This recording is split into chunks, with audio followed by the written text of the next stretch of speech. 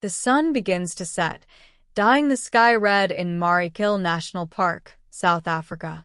The vast golden grassland stretches out, creating a wild yet captivating scene. In the midst of that quiet scene, a pride of lions consisting of one male lion and 5 female lions are walking in search of prey. The majestic male lion, with a bright golden mane, leads the pride deep into the forest. The 5 female lions follow closely behind, their eyes blazing as they search for traces of prey. Marikil National Park is famous for its biodiversity, but it also faces many dangers from poachers in the deep forest. Poachers often set dangerous traps to catch rhinos for their horns. The pride of lions is completely unaware of the potential danger, still leisurely advancing. The male lion smells a strange smell, immediately separates from the pride to observe. At that moment, its leg is suddenly caught in a sturdy steel trap. The clamp of the trap made the male lion in pain, roaring loudly. The 5 female lions were startled and immediately ran to the male lion. They surrounded their companion, their eyes filled with extreme anxiety. The male lion tried to pull his leg out of the trap, but only made the wound worse. His roar turned into a groan of resentment at this point. The trap was designed for rhinos, so the clamping force was extremely strong, making it difficult to escape. Time passed. The male lion lay still, panting, his strength gradually exhausted. The 5 female lions did not leave. They gathered around, trying to protect the male lion. From morning to evening, the pride of lions hardly moved far, only guarding and licking their friends' wounds. The evening covered the forest in orange. The wind rustled through the trees. Suddenly, a strange sound rang out, breaking the silence. It was the sound of Caballo's car engine, a reserve ranger driving home. He usually made a round before finishing work for the day. When he heard a faint growl, Caballo immediately stopped the car to check. He got out of the car, stunned when he saw the male lion trapped in an iron trap. Behind him were 5 female lions. They were watching him with wary eyes. Assessing the situation, Caballo immediately understood that this was a rhino trap set by poachers. He felt scared because it was getting dark and he didn't have time to return to the center to call for reinforcements. If he didn't rescue him immediately, the poachers might come back to check the trap and kill the male lion. Determined to act, Caballo prepared a tranquilizer gun just in case. He walked slowly, his hands raised high to show that he had no intention of attacking. The 5 female lions growled, but remained still and did not charge at him. The male lion seemed to understand that he had come to help and stopped whining. Caballo was still extremely tense, sweat pouring down his forehead and back. He put the tranquilizer gun aside, deciding to act by directly removing the trap. The male lion's leg was swollen, blood was oozing out, looking very painful. He took a deep breath and walked closer to the male lion. The female lions moved their legs slightly, preparing to defend themselves. Caballo gently said a few words of comfort, even though he knew the lions did not understand human language. His hands trembled when he touched the cold iron trap.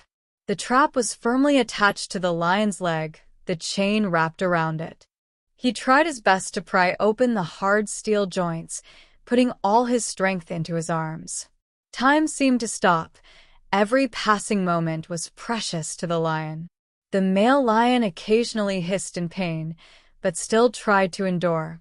4 of the 5 lionesses seemed to want to approach, but the leading lioness blocked them. Their eyes were fixed on Caballo, half probing, half trusting. After about 15 minutes of fighting with the iron block, he finally managed to remove the trap. The male lion let out a powerful roar, as if to relieve the pain. The wound on his leg was still bleeding, but at least he had escaped the clutches of death. Caballo hurriedly grabbed the trap, ran quickly to the car to put it in the trunk. Then he returned, carrying an emergency medical kit. He disinfected the lion's wound, using cotton to wipe away the blood. The 5 lionesses stared, as if they couldn't believe their eyes at his actions. Cabello cursed the cruel poachers while bandaging them. He carefully placed the bandages, trying not to cause the lion any more pain. Despite his fear of the unexpected, he still did this job with all his heart. The male lion lay still, his breathing gradually becoming more stable.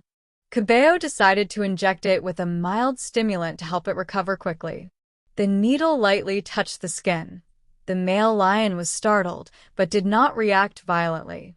He silently thanked that the lions were still calmly observing. The sky gradually darkened.